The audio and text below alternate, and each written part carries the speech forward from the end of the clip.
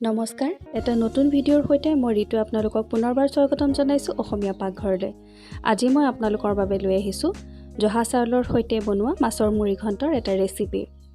গতিকে বলক পলম নকৰি আৰম্ভ কৰোঁ আজিৰ ৰেচিপিটো। আজিৰ ৰেচিপিটো বনাবৰ বাবে মোক কেইটামান বস্তুৰ দৰকাৰ হ'ব। সেইকেইটা হৈছে জিৰা গুড়ি, গৰম মছলাৰ গুড়ি, জলকীয়া গুড়ি, অলপ জোখমতে হালধি, দুটা শুকান জলকীয়া আৰু এটা তেজপাত। আৰু এয়া মই অলপ জহা চাউল লৈছোঁ আৰু আদা নহৰুৰ পেষ্ট আৰু দুটামান মাছৰ মূৰ।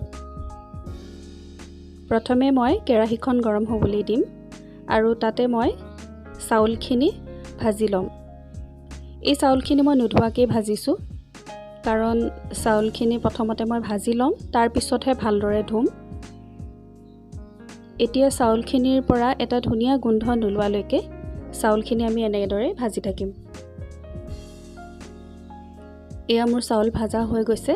এতিয়া মই চাউলখিনি নমাই ল'ম।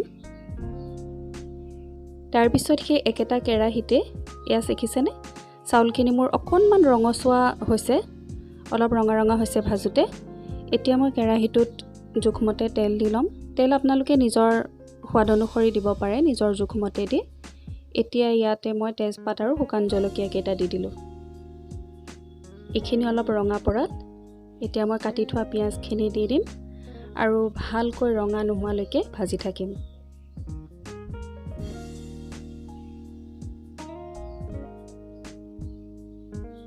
এয়া মোৰ পিঁয়াজ ভজা হৈ গৈছে। এতিয়া আদা নহৰুৰ পেষ্ট 1.5 চামুচ মই ইয়াতে দি দিম। আপোনালোকে গ্ৰেভিটো যিমান জোখৰ বনাব সেইটো হিচাপত নিজৰ জোখতে আদা নহৰুৰ পেষ্টটো দিব। এতিয়া কেঁচা গোন্ধটো নোযোৱালৈকে ভালদৰে ভাজিম আৰু যিখিনি শুকান মছলা মই দেখুৱাইছিলোঁ সেই গোটেইখিনি মই একেলগে দি দিম। মন কৰিব, মই নিমখ এতিয়াই দিয়া নাই, কাৰণ মাছৰ মূৰকেইটা ভাজোঁতেও তাত নিমখ দিয়া হৈছিলে, সেইকাৰণে মই শেষতহে দিম নিমখ।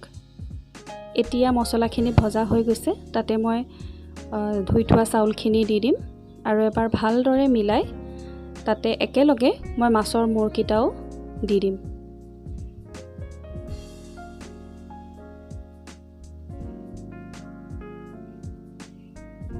এয়া মাছৰ মূৰকেইটা মই দি দিলোঁ।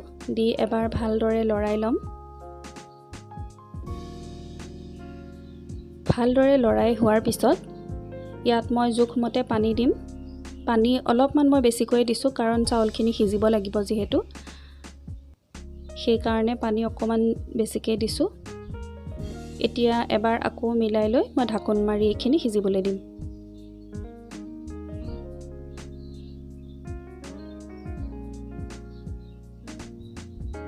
এয়া প্ৰায় 10 মিনিটমান এনেদৰে উতলি আছিলে। চাউলখিনি মোৰ প্ৰায় সিজিছেই, সম্পূৰ্ণ সিজা নাই। এতিয়া মাছৰ মাথাকেইটা হেতাখনেৰে মই লাহে লাহে ভাগি দিম। এতিয়া মই ইয়াত জোখমতে নিমখ দিছোঁ।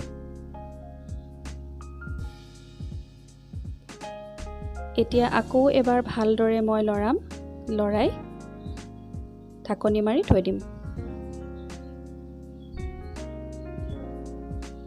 প্ৰায় 5 মিনিটমান সময় মই এনেদৰে ল' ফ্লেমত ঢাকি থৈ দিছিলোঁ। এয়া দেখিছে চাউল প্ৰায় সিজিছে।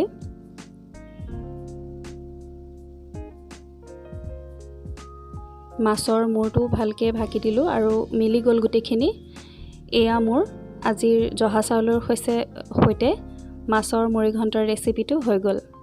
গতিকে বন্ধুসকল, যদি আজিৰ মোৰ এই চিম্পল ৰেচিপিটো আপোনালোকৰ ভাল লাগিল, তেনেহ'লে লাইক এটা কৰিবলৈ নাপাহৰিব আৰু মোৰ চেনেলত যদি আপুনি নতুন হয় তেনেহ'লে প্লিজ ছাবস্ক্ৰাইব কৰি দিব।